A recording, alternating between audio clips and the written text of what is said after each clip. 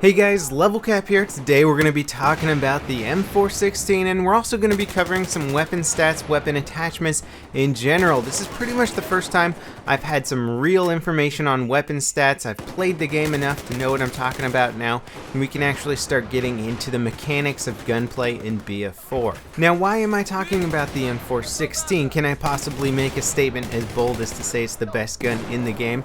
It's a little too early to make a claim like that, but I can say for certain that this is going to be an extremely important weapon in Battlefield 4 for multiple reasons. The first one being that it's one of the first guns you get with a decent rate of fire that is going to absolutely be able to wreck people. It's also got one of the most competitive reloads in the game, and it's a pretty easy to use weapon. In fact, the reload speed is part of what makes this gun so easy to use. If you don't have to worry about timing your reloads too much, then you basically run into less situations where you get caught mid-reload.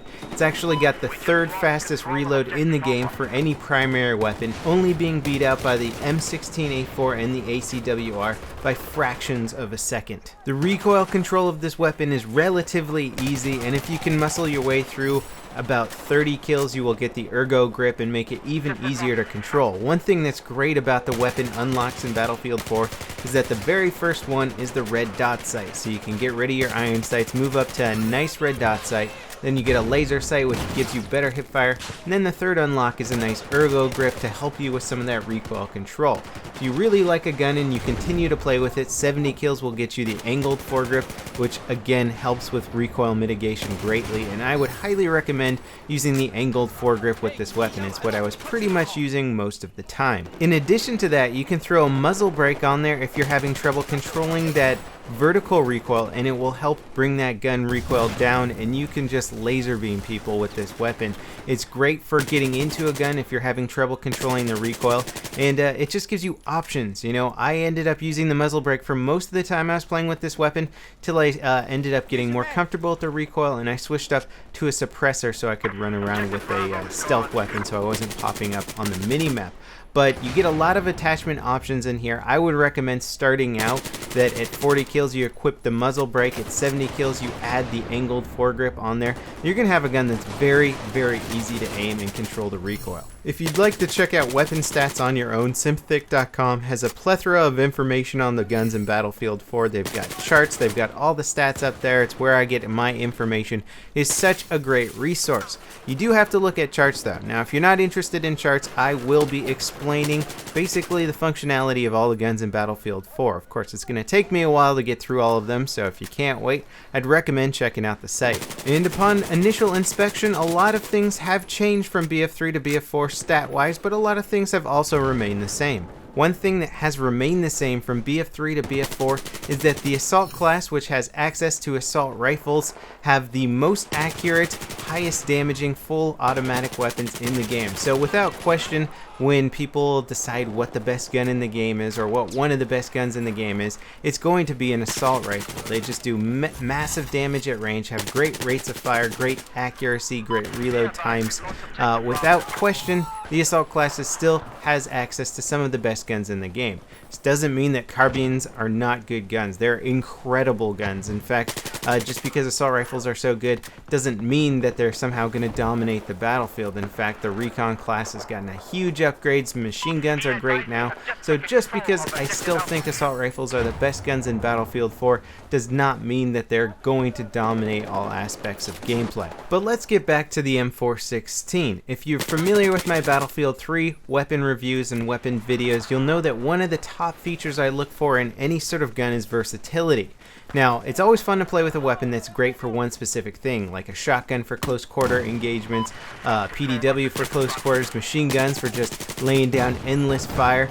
But having a gun that's versatile, adaptable to any situation is incredibly important for doing well. It means that you can engage targets at range, close quarters, and pretty much have a good option in any scenario. And without question, the M416 fits that profile. Its decent rate of fire at 750 rounds per minute allows you to dish out enough damage to drop anybody in close quarters in no time at all, but it also doesn't overpower your recoil management, so you can still maintain accuracy at range. This makes it a perfect perfect mid-range weapon, a gun that you can still hit targets at long range, and a gun that you can still drop people with decent speed in close quarters. Now, if you run into an entire squad of guys in close quarters, you spray take out 2 or 3 of them, and you need to reload quickly to engage the rest of them, you're going to be able to do that with the 1.85 second reload, which is just stupidly fast. Now, a lot of other weapons are probably going to force you to switch to your sidearm, and even if you are an excellent player, going pistol versus assault rifle or machine gun or whatever they've got as their primary weapons,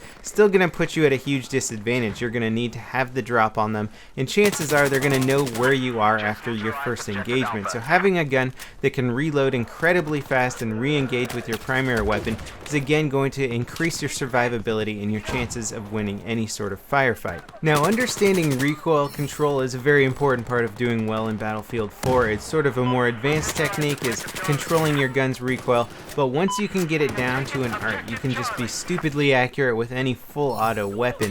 Now, the recoil on this weapon is on the third box over here. This is a chart from simthic.com, and you'll see that it's got a 0.1 pull to the left and a 0.3 pull to the right.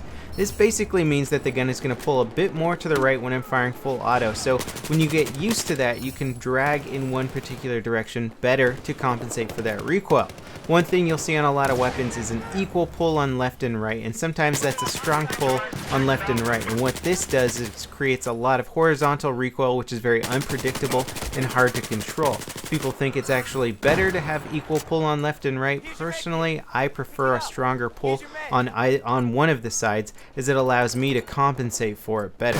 The first shot multiplier is something I talk about a lot also. That's that little 2.2x, and that just means that the first shot you fire is going to have 2.2 times more recoil than any other shot. So it's going to actually pull to the right a lot stronger on my first shot. It's going to pull up a lot stronger on my first shot. And what really helps compensate that is the angled foregrip. So your very first shot is not going to jerk the gun up quite as much, and you're not going to need to compensate for anywhere near as much recoil. The angled foregrip is going to be a very popular attachment. I don't think it's going to be the attachment, but it's going to work really well on a lot of weapons, and I'm still messing around with a lot of things, but I can tell you I like it a lot.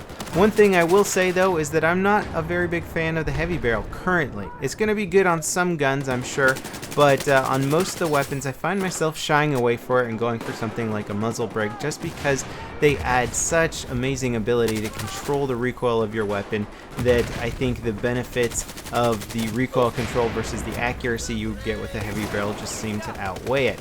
Either way, the M416 is a great weapon to start with and start ranking up, especially if you're trying to unlock all the attachments for your assault class. You cannot go wrong with this weapon. It's going to be a popular gun throughout the entire legacy of Battlefield 4. My current favorite way to run this weapon is the Cobra sight, the tack light, an angled foregrip, and the suppressor. It's going to give you a great gun for 90% of the situations you run into in this game. So as always, thanks for watching, guys, and I'll see you next time. This is LevelCap, signing off.